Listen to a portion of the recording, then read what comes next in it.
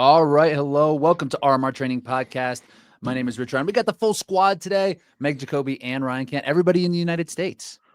Yeah. Oh, I did not know that. Meg, welcome back. Yeah. Meg's here. Thanks. It's regular It's snowing. time. It's snowing here. So, really happy. Really happy to be back. I got to ask, do you still fly into Newark and still make the drive? Yep. Hence why I'm trying to move, because it's a pain in the ass every time. This trip to and from Cyprus becomes about a 17-hour ordeal with driving to the airport, the flights, and then Benny and I are 2 hours from the airport in Cyprus. So it's like 5 hours pure driving time on both ends. So this is why I'm like, I got to get out of upstate New York, because it's just not working. I remember when I lived in Mammoth and when I was doing Spartan race, and I would have to drive 3 hours to Reno and fly out of Reno every single time. 3 hours to Reno, fly wherever, fly back to Reno, 3 hours back to Mammoth. Yep. It was a pain in the ass. Having to drive like that when you arrive on your way there. It's like whatever. The arrival. You're just like, I cannot believe I still have this. It's Yep. annoying doing like 45 minutes from Denver. I'm like, oh my God. So this last time, 2 hours. This last time when I flew home, I had to like do different flights because Benny was going to Frankfurt for the Frankfurt race. So like I can't get to the airport in Cyprus and then like on a different day than him. You know what I mean? So like it all made sense. So we flew together to Frankfurt. So then I had to fly Frankfurt to JFK, but my car was in Jersey. So I literally land on a Friday in JFK in New York City. I have a 56-mile drive from there to my car that took 3 hours because of city traffic. My parents would not I was like, I'll take a train. And they were like, we don't want you to have to worry about it, blah, blah, blah, trains. So they booked a car service for me. And I was like, this was the worst decision because it took so long.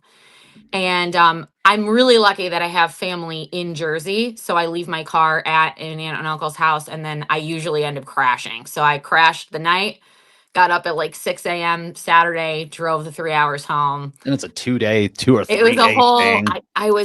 The whole time I'm driving, every time I'm like, this is exactly why I have to move. I'm like so angry. I'm like, fuck this shit. Like, because, when you first start traveling for sports, it's not that bad, right? Because you're not doing it as much. I am doing this. I'm gone once a month now. Yeah, right.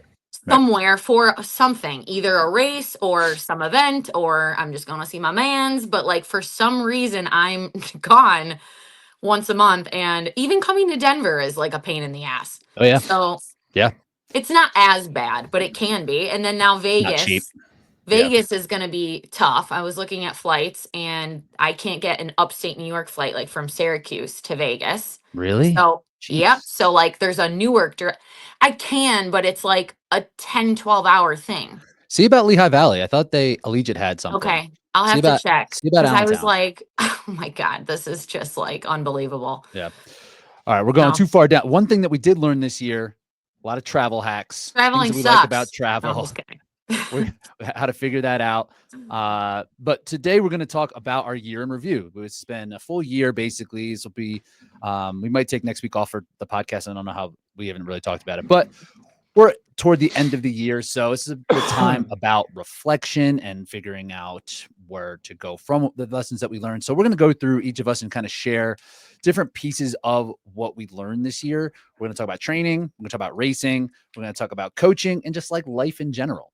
So I'm going to spend some time just thinking about it all. It's been quite the year. It's weird because it's like 2 different seasons kind of for HYROX because it ends in the middle of the year. It ends like in June. So to me, like thinking about it in terms of a year, it's almost like 2 years in terms of like seasons, right? Like what happened and now what's like happening. So where do we want to start? Training, racing, coaching, or life? Let's go racing. Let's go racing. All right. So what's something that we learned about racing HYROX during the year 2024? Who's going first? I'll start. Meg's up.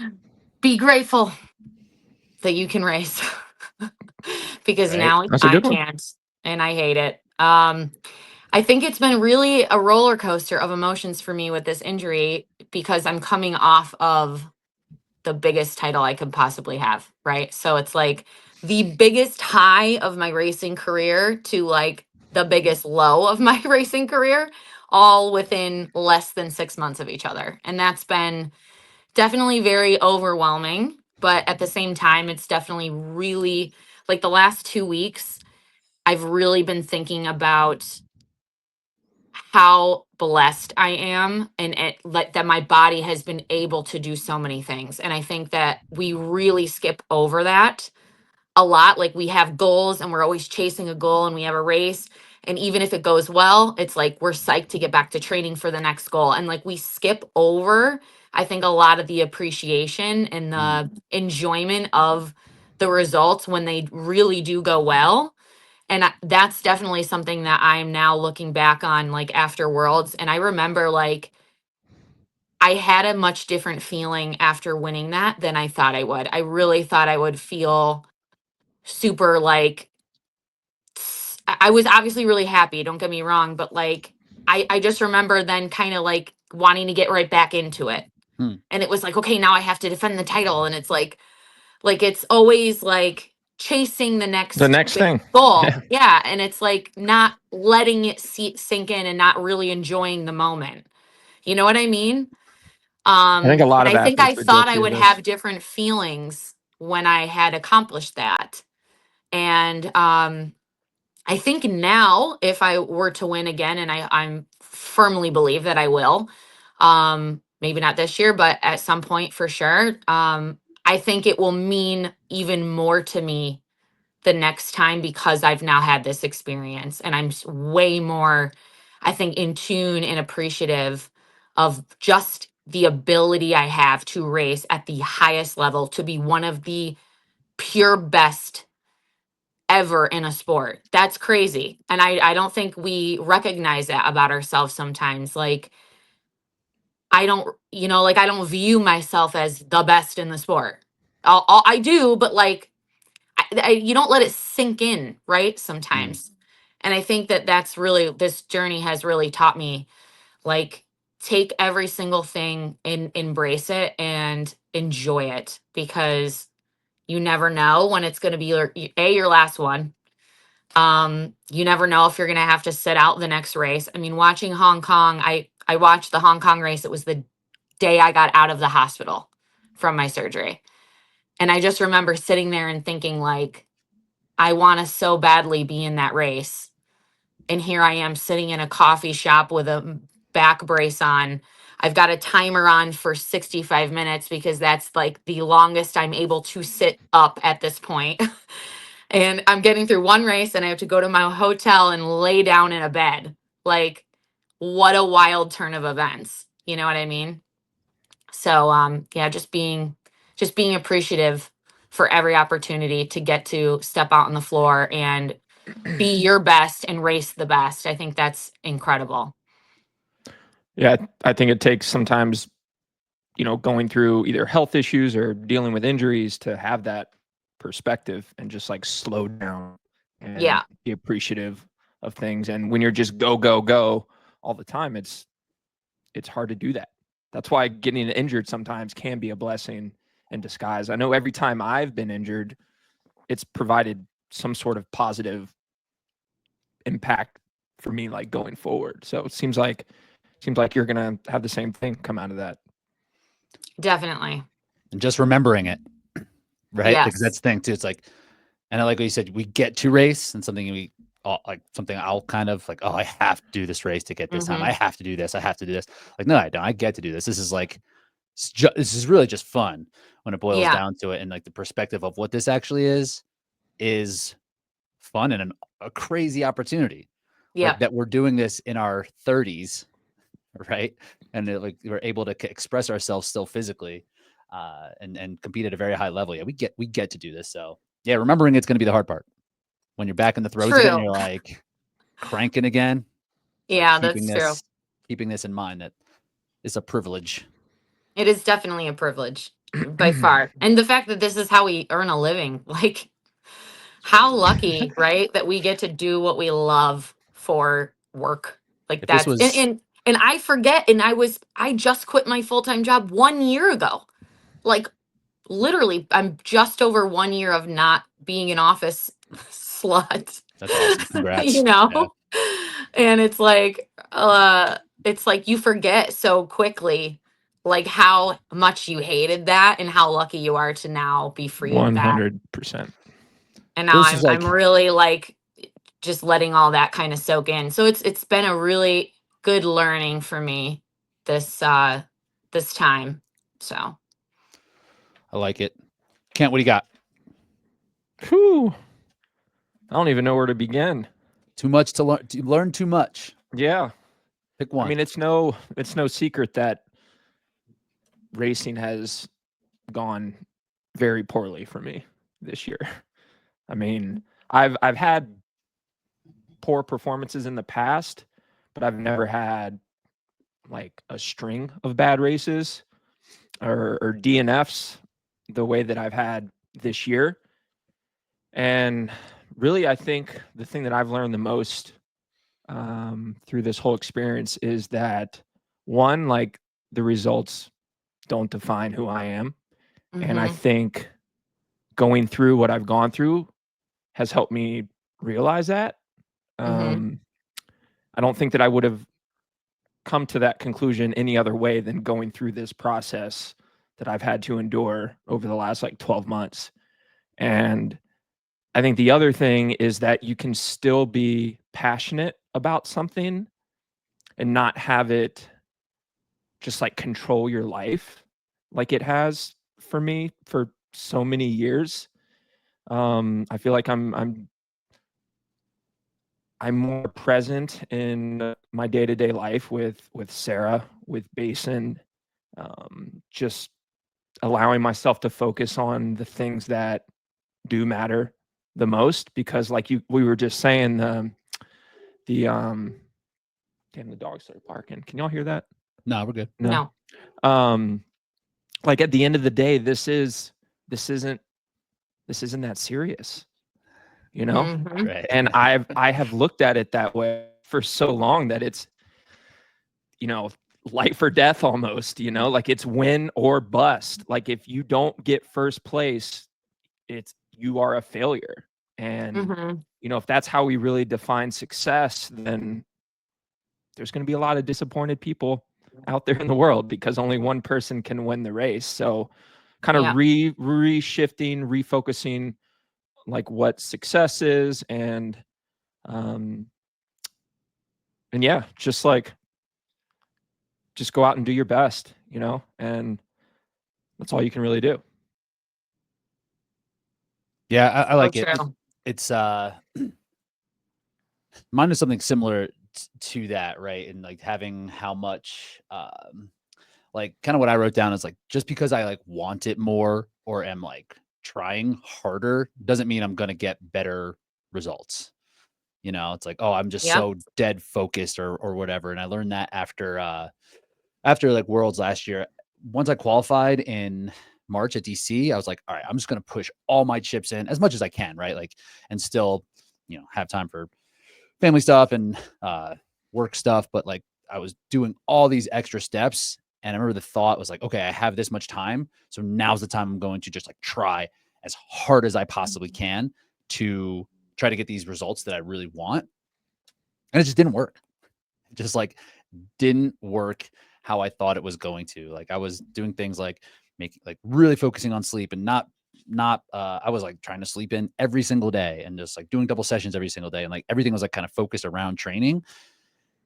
And my results were worse, you know? And now it's like going through that, I'm now like, all right, well, I don't have to do that anymore because that doesn't necessarily mean you're going to get good results. So that I'm going to get good results just because like you're doing all the right things. I'm trying way harder. Yeah. Quote unquote, doing all the right things. I want it more. I'm pushing harder. I'm doing all these things. It's not a guarantee. Right. Yeah. And that's something that is just like, it used to excite me to be like, what else can I do? And like trying harder. And now that I know that that doesn't necessarily lead to better results, it's like, okay, like how to balance this thing. What does matter? What works for me? Not necessarily what do I think should work, or what do I think other people are doing to get these results? And that is similar to kind of like what Kent was saying. It's not just like the like doing these things and like needing this result to matter so much and trying so hard to get it. It's like, doesn't really matter that much. Yeah. So we kind of all had similar like takeaways from that perspective. Like, yeah, like, no, this is fun. This is great. It's great when it goes well. But do you really, think it's just like an age, like wisdom coming of age, like realizing that, or what do you think? Just going through hardships. I mean, probably. I mean, like, why couldn't we have this perspective a decade ago? Yeah, I think it's a maturity thing. Like, it doesn't mean that you can't be in your mid-20s and have this perspective. But yeah, I think it's probably just for me anyway. Yeah, I think it's been. I think I forget like who I was talking to this about, but this really resonated me. It's like when you really break it down, we're just a bunch of adults running in circles inside of a building. It sounds like something Hunter would say. Like maybe it might have been. It might have been because we did spend a lot of time together after Amsterdam. We had like a shoot together and some stuff. And I was like, yeah, that's like such a good way to like reframe it in your mind. Like we think it's like the biggest deal ever. And it's literally 15 people running in a circle inside a building that some guy made up. And it was just like, and we're just like life or death for it. And it's like really not that important at all, So Matt, it's good to like remove yourself from it and like really see it for what it is. It's cool. We love it. Don't get me wrong. But like at the end of the day, it's not that serious. You know what I mean?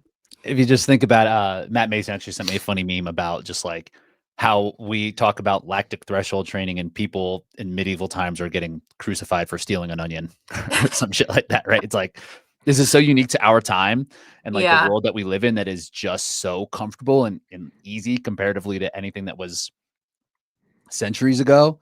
Yeah, we get this, and this is what causes us stress. This is what our hardships are like racing voluntarily, doing something that we want to do that is fun. And it's like, it's so unique to this time that it isn't really like, what are we actually? Yeah, I mean, exercise was just like the form of, that's how you survive. That's how you hunters and gatherers, right? Yeah, running down. And now it's like we're doing that for fun. Yeah, enjoyment.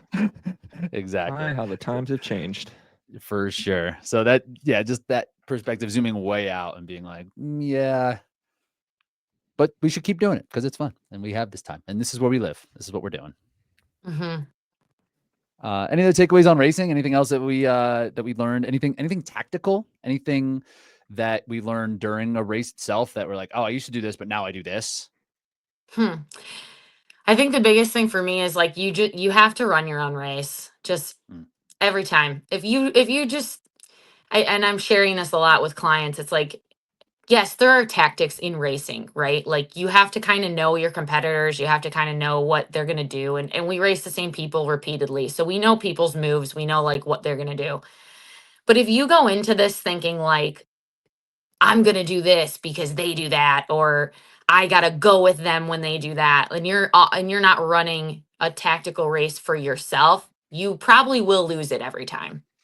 You know what I mean? Like you have to play the game of competition in a race, but you have to run your race. That's going to yield your best result, period. And because you can't control what anyone else is doing. You also can't control their fitness. So if they're just having a better day than you, and they're just maybe a little fitter in some way than you, like you have zero control over that in the race, right? That you go to the drawing board, you reassess, you think about things you can do to improve. Sure. But the day of the race, you can't change anything about where you're at versus where someone else is at.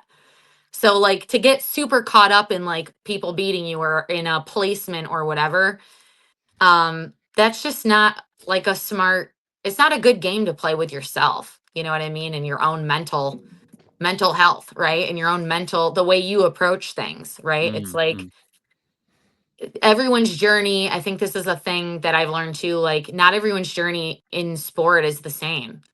You know, maybe someone starts implementing something they've never done and they see amazing results from that. And maybe that doesn't work for you at all. For You know, sure. like you have to stick to yourself and racing for yourself in the way it works best for you, and not kind of get caught up in racing someone else's race. Totally.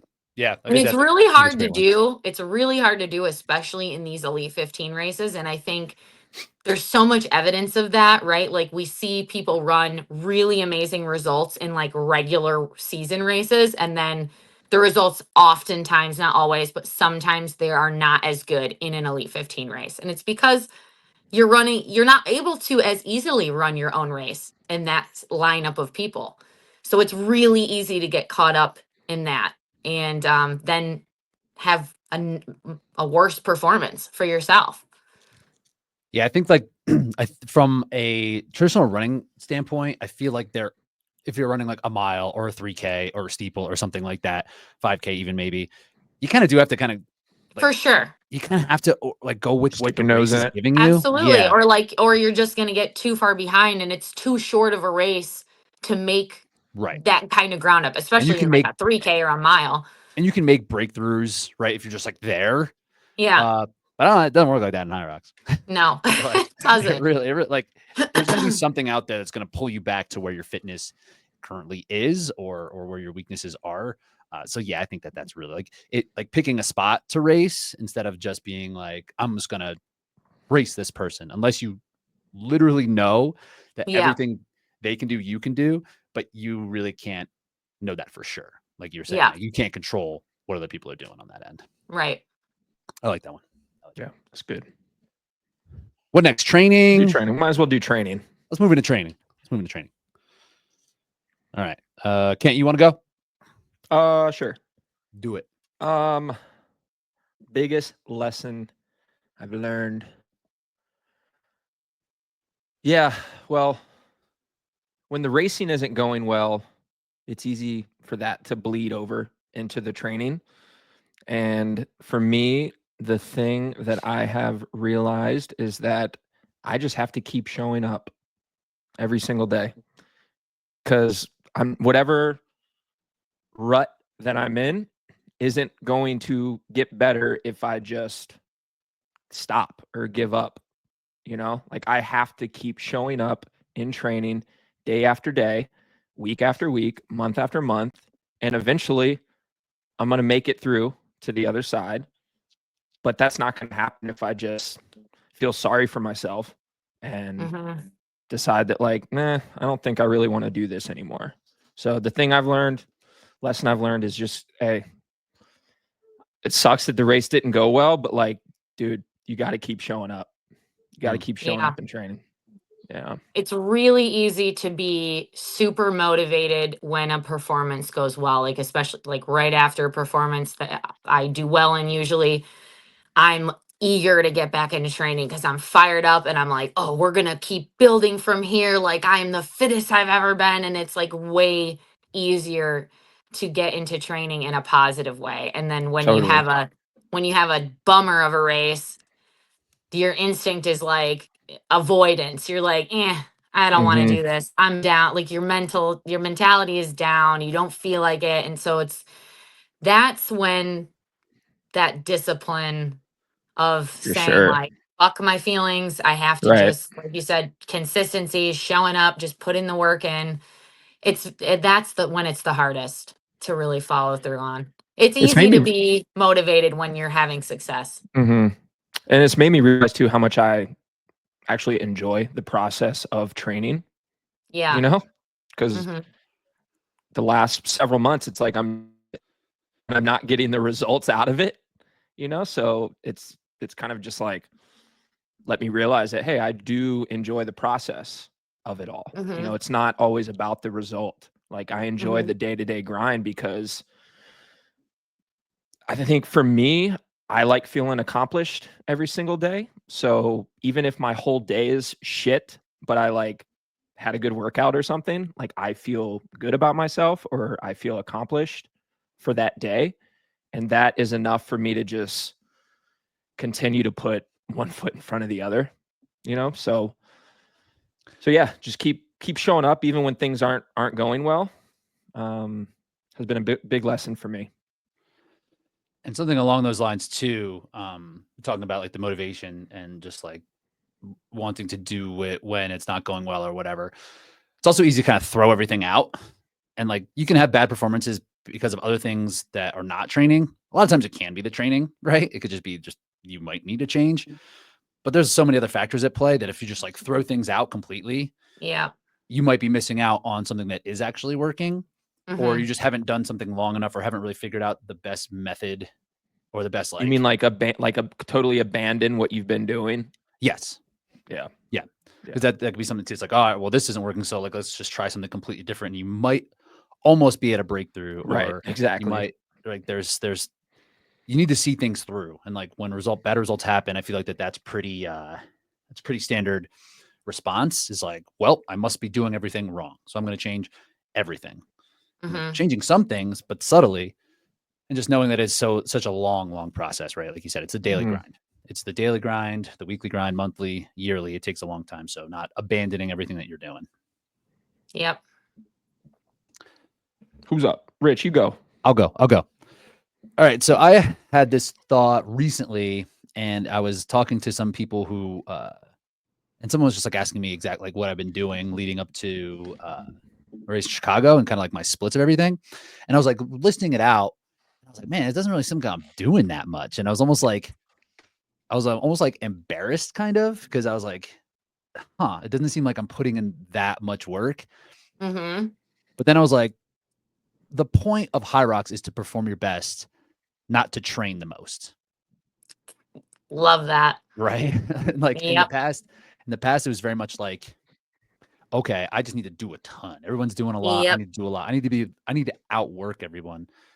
But like, if my training splits don't look like the same as someone else's comparatively, but my PR is like 5 minutes better or something, it's like, does it like, what's the competition? What is the goal?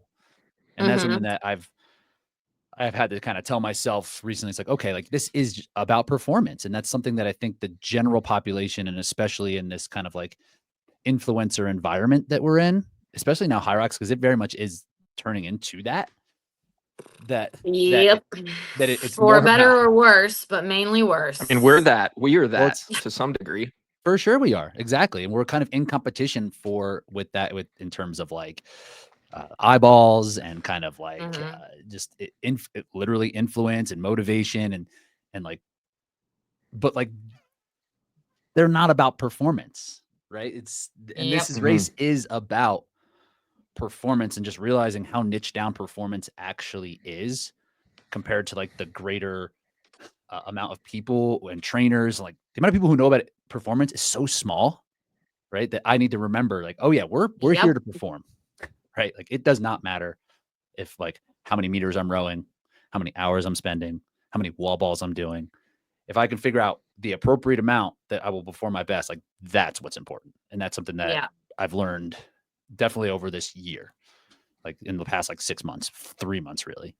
So something I will continue to remind myself, and just like, and then getting into that thing, the comparative thing, because that's what it was. I was kind of like, these people might not think I'm working hard. It was like, but I'm dirting on them in HYROX, so whatever.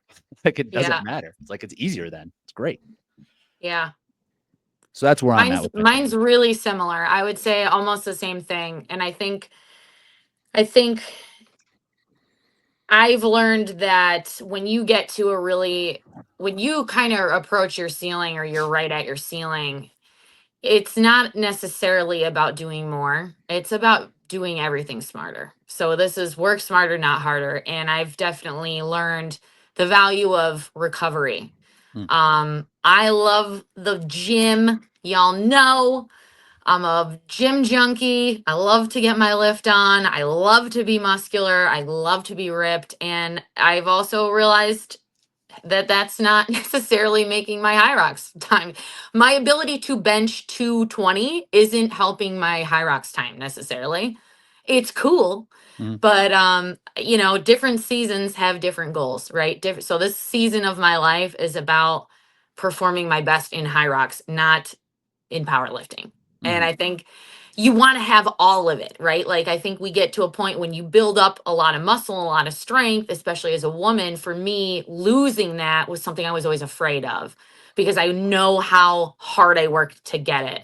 And then there were other times in my life where I know how hard I worked to get faster in running and in what I was doing then, and I wasn't lifting. And so then you kind of, when you start to put those pieces together, it's like, okay, these things do impact each other. And so if I'm plenty strong, I'm the strongest girl on that floor, and I will say that firmly. I love all of y'all, but Come see me. I can outlift you. But like, that's not necessarily yielding to my HYROX time performance. So it's understanding that with different racing or different goals in competing comes different types of training, and you have to lean into what you need to do, not always what you want to do.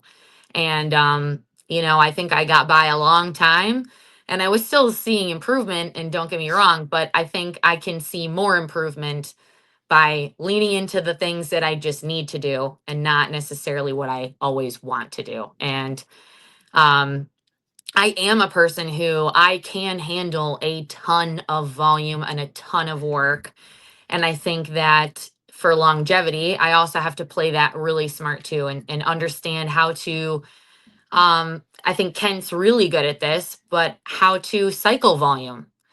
I'm a person who's like, I run this much all the time and I do this all the time. And it's like, that's not, that's not giving you the best recovery, and that's not maybe optimizing certain things always the best way. So also understanding when it's appropriate and not being afraid that if my volume is lower at this part of the season, that doesn't matter so much. Like being able to handle that too. Like maybe I'm coming into races and I'm really only at 90%, but the goal is in June. So I don't want to be at 100% today, right now. I don't want to be at my highest volume right now.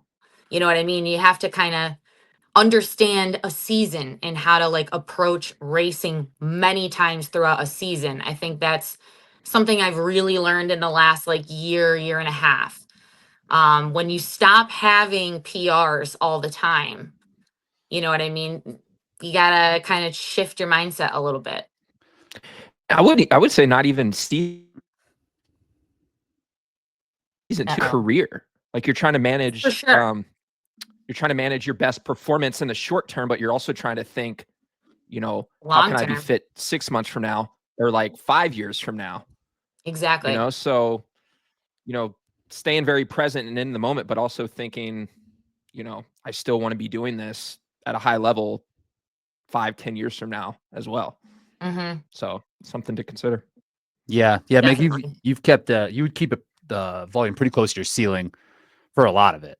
Yeah, like you'd be like, definitely. It's like, all right, I have 22 hours available for training around all my work and everything else, so I'm gonna do 22 hours. Yeah, Like exactly. every minute you're like, I'm doing. Exactly. Which, and right. honestly, Benny has been a really big person that has really helped me understand that. He's seeing it. He's like, hey. He's seeing it every day. He's like, hey, like you were walking down the stairs real weird today. Like, probably should chill.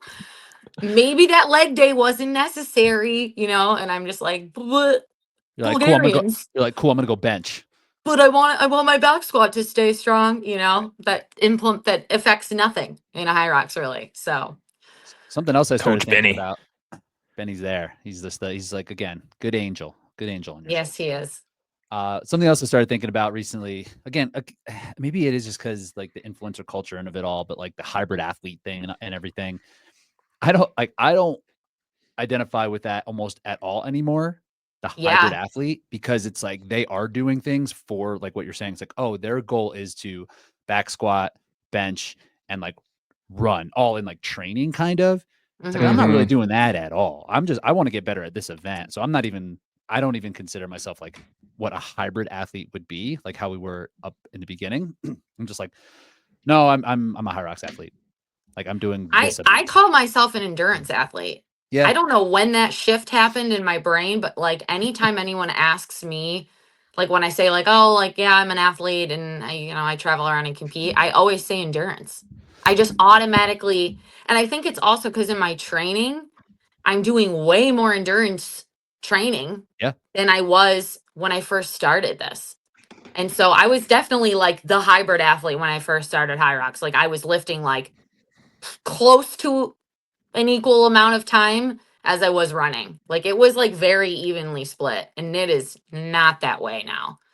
So the I'm aesthetic definitely, is like the aesthetic is very important for these people that are like hybrid athletes as well. And again, yeah, like the aesthetic is great to have as a byproduct of the training, but like again, this is about performance yep, and literally nothing else yep, at this level, right? And like so that's something I've just been ahead of my. It's like, no, I'm not a hybrid athlete. I'm just not the way that it's kind of shifting into, you know. mm-hmm. All right, coaching. Let's do it. Yes. Coaching. I'll go first. Wait, yes, Meg, you just went. I'll go first this time. So in coaching, something that that I've learned this season or this year is that embracing the community element has been like an incredible teacher, not just for myself, but also for the athletes involved in the community part, right? And coaching doesn't necessarily have to be this very singular, like one-on-one, like I'm telling one person this, that in like having a community around it to either share experiences or kind of like echo what the feelings that they're going through are. It's been so much like it's been such a learning experience for me because I used to think it was just one-on-one. You coach somebody in a one-on-one way, at least in the way that we've kind of done it, even though like traditionally, like we come up through teams, right? Like, and that is kind of more of a community aspect, and a coach can kind of see what's happening to a greater amount of people. So there's like more data to collect, if it's like objective or subjective, whatever. But this is something that we've embraced this year with our small group and also just with the retreats and the camps that we put on, is being able to see multiple people kind of doing similar things is such a better teacher for me. So I can have a better idea of what's happening across several athletes as opposed to just like one. Right. So I've found this to be really, really helpful because when it's one, it's like you can only go off of what that one person tells you or what you're seeing. And like you could miss something or they just aren't telling you something. But if it's 10, 20 people, 30 people all experiencing similar things, like, oh, okay, like they're all kind of experiencing something because of this element, or they're all struggling with similar things because of this, or this. So like the community is such a great teacher, and every athlete has something else that they can provide to the community that it's like exponential. Like the learning and the growth that people can experience through community is so much greater, and like being able to be in that has just made the coaching aspect just like kind of explode, kind of like in my brain, kind of like change, like fundamentally shift. So I'm really happy that we've been able to harness some community this year because it is just better. And I used to hear these things when there would be people talking about their like fitness communities or like how it's so important, this and that. And I was kind of like, I don't really get it because that's not something that I necessarily in the past have thought I wanted. But now experiencing it, it's like, oh, okay, like this actually is incredibly powerful. And that's something that I've really, really we've all been able to embrace and experience this year. You know what's interesting too is like when you end up working with someone who is in like a unique situation, like maybe they have an injury or they only have certain things available to them and training or whatever, it kind of forces you to think outside of the box, you know, and it can be a little frustrating at first because you're like, like, how am I going to come up with a program to like work for this person? But in the end, it just makes you a better coach, you know? Yeah. And you might stumble upon a training method that like you didn't even think of because of this unique situation that this individual is going through. So it's always interesting being a coach because it's almost everyone is in like a different boat than the next person, even if it's just like fitness level. So yeah. Yeah, I agree. I think the group setting, I have also, because we launched the group coaching in August for the listeners, we've continued it. My personal group has grown to 30 women, and I Humble brag. I live for it. Humble brag. I'm gonna pat myself in the back. Good job, Meg. You hit me up after your call this week, and you're like, "This is awesome." Like, yeah, unprompted. Like, this is great. It is pretty cool. It is awesome. It is great. I also feel like it's so much easier. I've learned way more also just about the women that I'm working with in this group, because it's everything is one line of communication. And I think that's really hard sometimes with one-on-ones. It's like having that relationship with 20 people separately, or however many people separately individually. It's a lot harder to cultivate. And I think with the group, it's like people, they're more comfortable sharing because other people start to share. So then they're comfortable sharing. And I think also maybe and I'm not intending to be intimidating, but if your coach is the world champion, it might be intimidating to be like, I'm having a hard time. You know what I mean? Because like, I'm like, get it the fuck done. You know what I mean? Like, it's like, it's nice to have people feel more comfortable too, and then also sharing with me.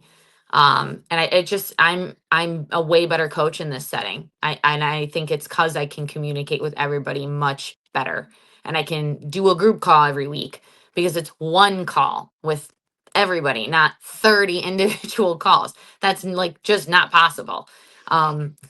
For probably even anyone doing this full time, that would be insanely hard, let alone also competing myself. So I really, really like that aspect. And also going through this injury, I've learned a ton more about just pure endurance training. Like, I'm doing way more research because I have to figure out how I can overcome this the best way possible while I'm unable to run, or while I'm unable to go on the rower or the ski erg. I was using those tools so much before I had the surgery, and now I can't do them yet. So how do I keep my aerobic base and my aerobic capacity while I'm going through this? So I'm learning a lot more about cycling, and now I understand what are good watts for body weight. And like, I've learned so much. And we always have athletes that are going through something like this. So understanding how to train effectively, even on a bike, that's also made me a way better coach than my athletes who have to kind of be in that same boat. You can feel it. You know what it's going to be. Yeah. And now I've got workouts just like right here. I can be like, here's what you're going to do. You're going to do 2 by 20 minutes at this wattage. It's going to suck, but you'll be better off for it. But yeah, so it's definitely the injury stuff. I think it expands your knowledge a little bit more. Totally. 100%. I wish I didn't go through it still to have to figure it out this way. But you got tools now. You got different tools in your tool belt to break out in like actual experience with it, where there are absolutely coaches that will just kind of like read, research, copy, paste, and not be able to like actually feel what it's like. It's like, oh, this methodology does work because I saw it on YouTube or whatever. And then it's like, let me put it into practice. And like, I just would never trust that, like for myself, to put something like that out there. So actually feeling it and knowing what it's going to be, or what it's going to be like, what the recovery is like, right, is another part. So that like, it's really important to kind of go through these things to be able to implement them as well. Yeah. I don't know about you guys, but like anytime someone is in a situation like that, dealing with an injury, and you're like, man, how am I going to work around this? Honestly, the thing that works for me is just picturing myself in that situation and being like, what would I do if I were in this scenario? And then all of a sudden the ideas start to like come to you. But if you're just looking at like that person and their situation, it can be a little bit more complicated. But the moment you take a second and put yourself in their shoes, and it's like, okay, how would I navigate this?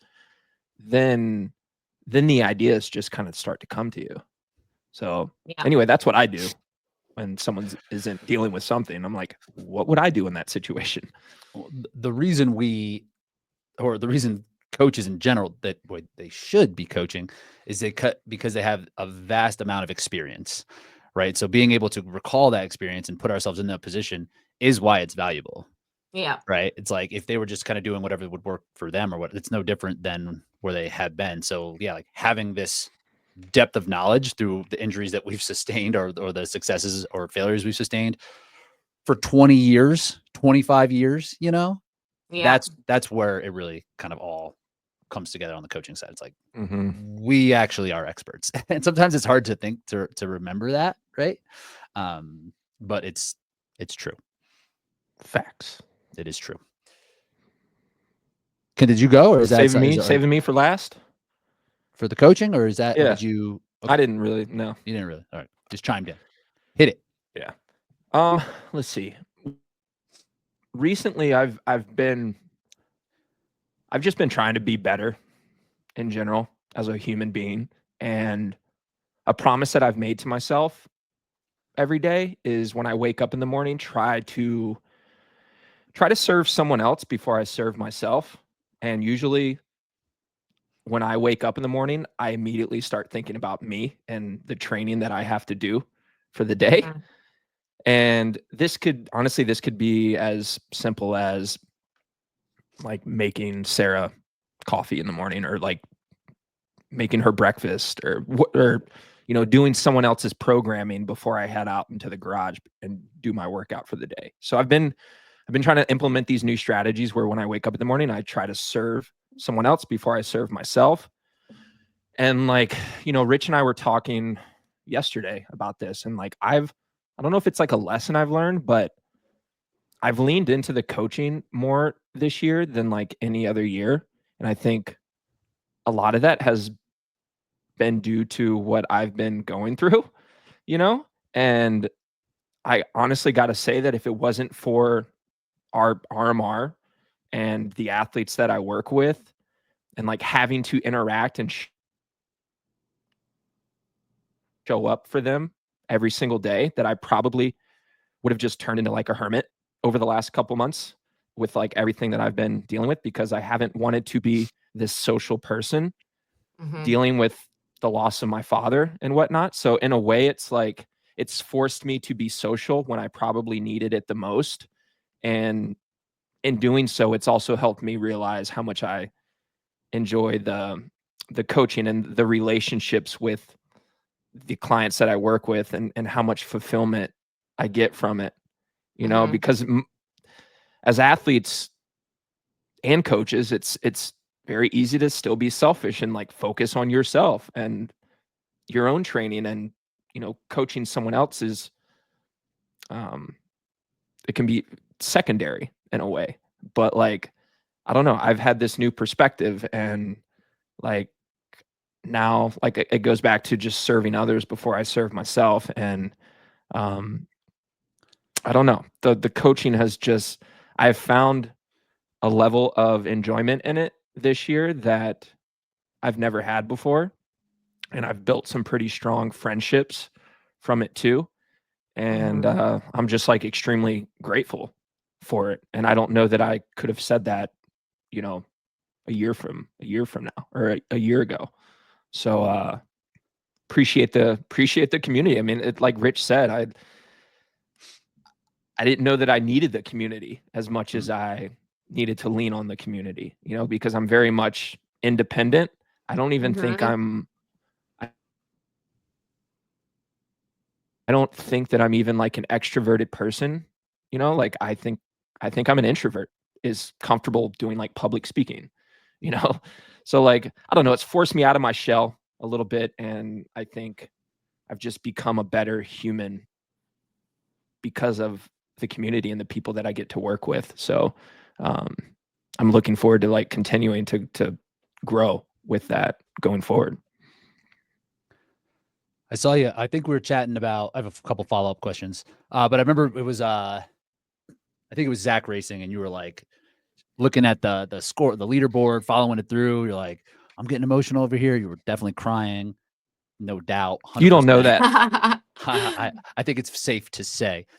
But yeah, I mean, that's something else, right? That is, and the way that you are embracing being a coach, like it's not just about being a good athlete, right? Translating into a good coach. Like there is this embrace, and the things that you're kind of going through is what does make a good coach. is putting someone else first and being able to put yourself in their shoes. And like, that's really the process that you're kind of going through as in the, we see a lot in this space too. It's like, I'm a good athlete. Here's my program. It's like, is that a coach? Like, not really, like it is a different thing, and it doesn't always translate the same way. Mm-hmm. What are you making Sarah for breakfast? Is it like gummy worms and like hot dogs? Whoa. It's oatmeal pies. These are the follow-up. These are the follow-up questions. That's what the people need to know. It's like Sarah's little avocado toast. Okay. That's that. That's not bad. Fry an egg. Throw it on there. Nice. Gonna remember. You can do that when we're at camp together. Gonna be like, see. yo, where's my avocado toast?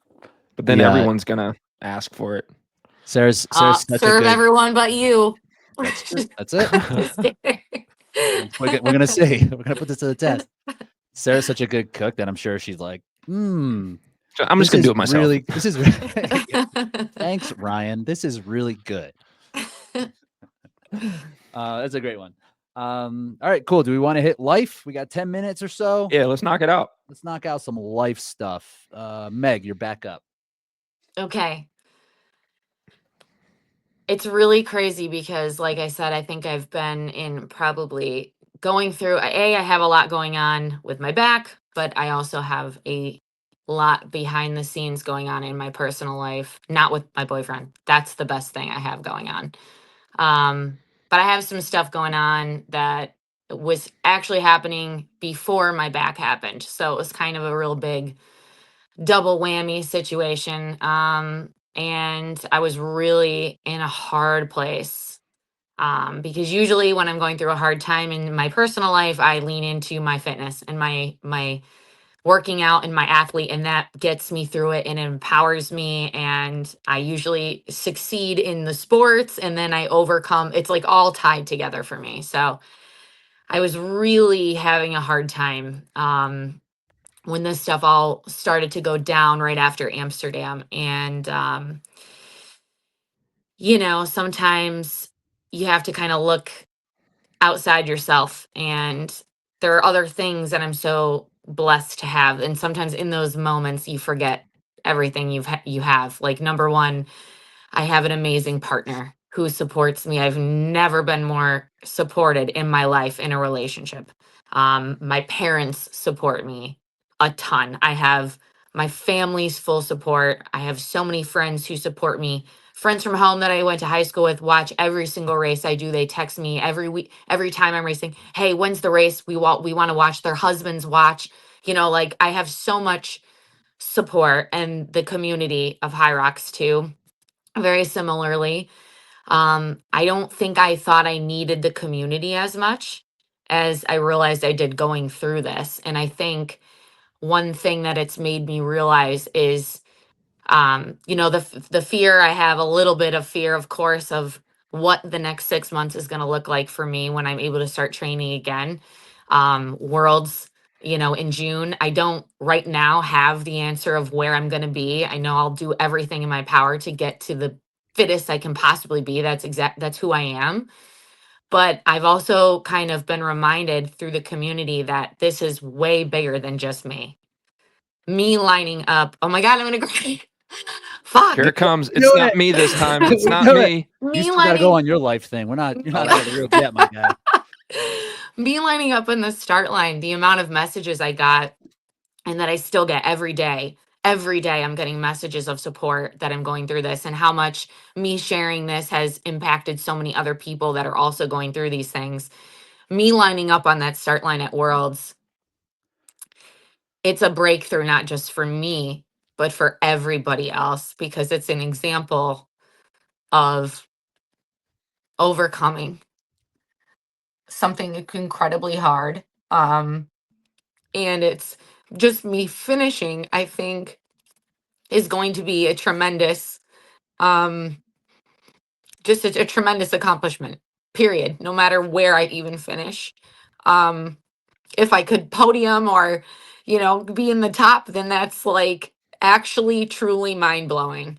And again, it's like the comeback of all time, maybe in HYROX or whatever. And it's like, I think the hope that can give to everybody else in the community. It's way bigger than me.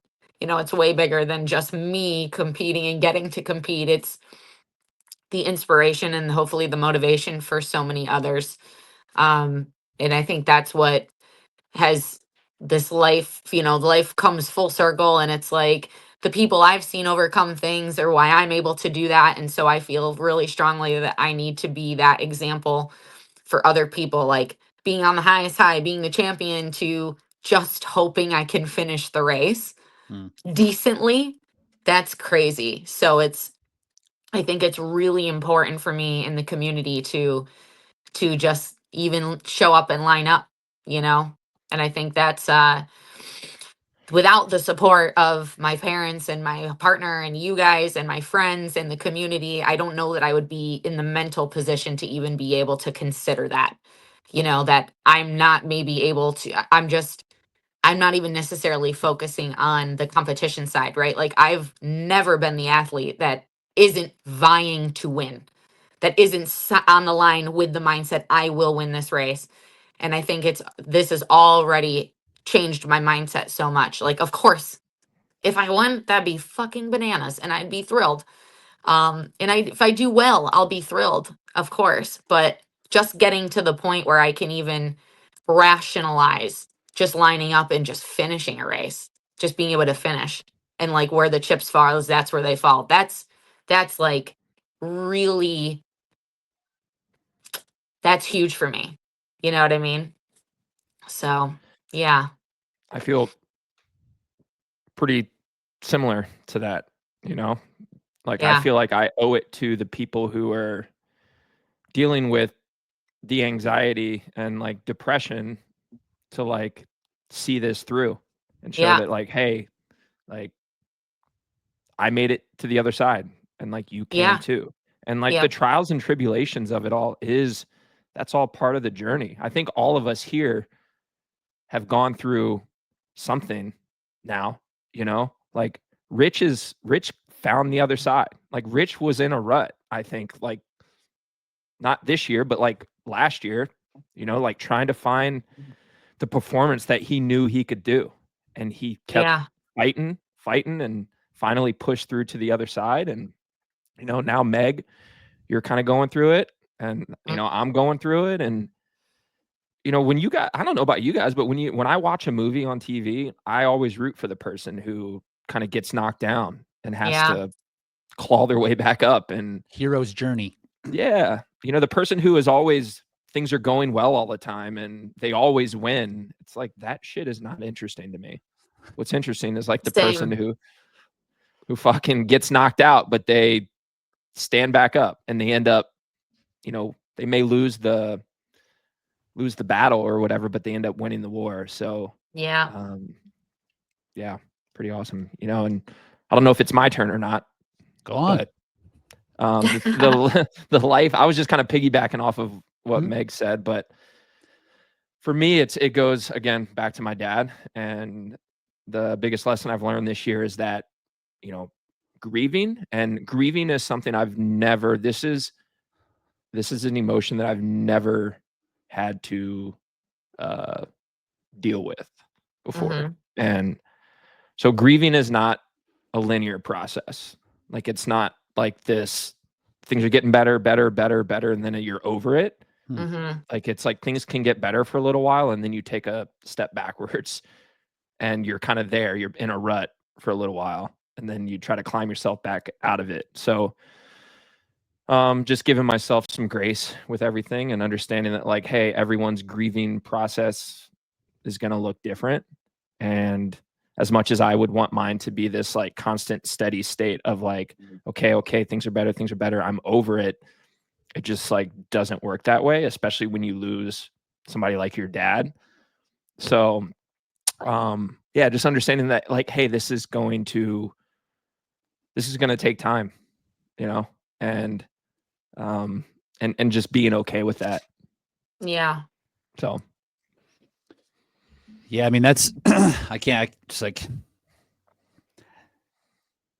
figuring out like what that process would be like. I don't feel like there's a way to be prepared. Yeah. Right. And the way that we approach everything, especially as athletes, it's like, I'll just be prepared. I'll just put my head down and take it head on. Doesn't seem to be the way that works. No. Yep. Doesn't seem to be the way that works. That's a really good one. And not good, but I mean, that's just like a life lesson that we will all at some point need to wrestle with or have had to wrestle with. So yeah. Unfortunately, I'm dealing with it in like the prime of my career. You think you're in your prime? I'm in the prime, boy. I ran a 55-12 at age 38. That was my PR. That's true. Yeah. That's true. We're still going up, I guess. Still going up. Yeah, I mean, you two are kind of handling some like external pieces that like things kind of have happened that were out of your control. I may have had a little bit of that happen this year. But really the things I've learned a lot more about is how I'm handling my own stress that I've kind of put on myself and the way that kind of manifests and just how to identify those things. And I found that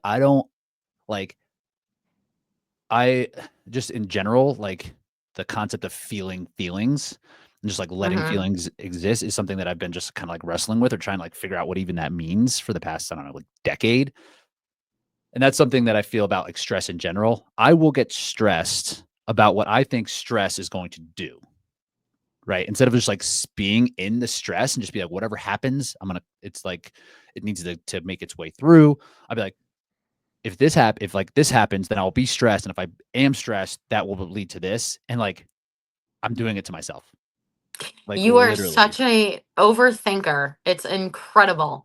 On that, and like just like you're thinking about being stressed, so then thinking about being stressed is what makes you stressed about the stress that you're thinking about. Yep. I get stressed about the stress. And that's something that happened to my sleep a couple of years ago too. I get stressed about sleeping, which is like so like that's too much information. That's stupid. Yeah. This is like the most natural thing that can happen. I'm like, how do I optimize it? If it's not optimized, is it going to screw up everything? And then like trying to control this thing screwed it up worse. Right? Yeah. So like allowing myself to kind of sit in those emotions. I've really doubled down on like taking time to journal. Like I got my journal right here. I spend pretty much, I think this started this year. Maybe it started at the end of last year, but I've continued to do this basically every day. I will sit and write for 20 to 30 minutes of like 3 pages of this journal, basically to allow myself just to kind of have time to put thoughts and feelings down, even if it's stuff that I don't want to do, you know, and I'll find myself like, I'll be like journaling. And then all of a sudden I'm like writing about training and I'm like, this is not what I'm supposed to be thinking. Like, how am I feeling? What's going on here? And like, and why is it happening? And just like, is there a way to explain it and just like seeing it through instead of being like, oh no, if I do this thing, like I'm worried about how it's going to make me feel later. Just trying to feel feelings. So it's not as external as what you two have been, but it's like this internal piece that I know that I'm in control of to a point, and I can't be in control of it all the time. So not just like letting it happen is a life lesson that I've kind of embraced this year. Definitely. All right. Well, that's our lessons for the year. Looking forward to 2025. We got next episode resolutions. Yeah. It's the only thing we Are you guys resolution people? Resolutions get a bad rap. Why not? I usually just like make a promise to myself, something like, don't sweat the small stuff so much, or like whatever, which actually I have gotten significantly better about in the last couple of years, just in life in general. But yeah, because sometimes I've realized, like, why are we caring about things that don't matter? Because it just makes me upset, but nobody else gives a fuck. So it's like, why do we care, you know? But usually it's something like that. Not like I'm going to go to the gym 20 times. I already do that, so. Right. Resolutions, they get a bad rap because people do fail them because they're just like not realistic. But like, yeah, I think it's a good, like, if there's not time, like, and it's just cliche to have like this marker of like reflection, we like literally what we just did. But I feel like there needs to be time for that because life can just happen. And and you just can stay pushing forward, that there's so much to learn and to look back on and to like be grateful for, or to just like, you know, take lessons from in the past year, that just seems like a nice time just to have something. It doesn't necessarily need to be like my goal is to do XYZ by XYZ, but it's like, Yeah. like an intention, kind of like you're saying, Meg. Just Yeah. like, I'm just gonna I think mine's gonna be what Kent's doing now. I think I'm gonna do that. the gummy worms thing. I'm gonna eat gummy worms for breakfast now. Right. No. The serve someone else before yourself. Because I'm the same way. Like I'm waking up, I'm making a coffee, I'm like drinking the coffee and like getting on my bike, and I'm like starting my first bike session. Like goals, and then like a half hour later, I'm like, Mail, I get up, you know. So I need to maybe take a page out of that book. That's a good one. That is a good one. Yeah. So Kent, you resolution guy? No, not really. No. I like the idea of honestly like every day being like a reset rather than like every year. You know, like and wake up the next day as an opportunity to just like be a better version of yourself.